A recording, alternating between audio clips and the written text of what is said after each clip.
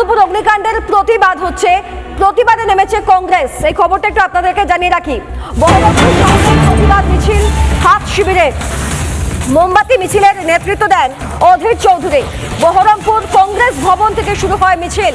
আরো একবার জানিয়ে রাখি, আনন্দপুর অগ্নিকাণ্ডের মিছিল, বহরমপুর শহরে প্রতিবাদ মিছিল, এটা হাত শিবির প্রতিবাদ মিছিলে নেমেছে।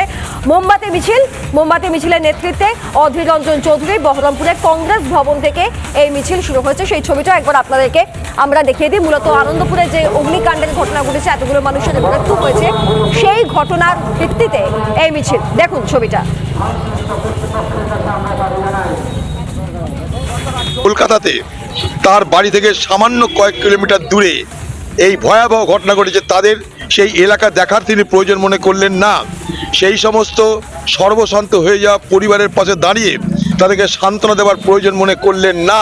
এই নৃশংস, নিষ্ঠুর, অনুভূতিহীন বাংলার মুখ্যমন্ত্রীকে আমি নিন্দা জানানোর জন্য এবং সেই শোকসন্তপ্ত পরিবারের প্রতি আমাদের শ্রদ্ধা এবং সহানুভূতি জানানোর জন্য আজকে রাস্তায় নেমেছি আমরা এই শোক মিছিলের মাধ্যমে।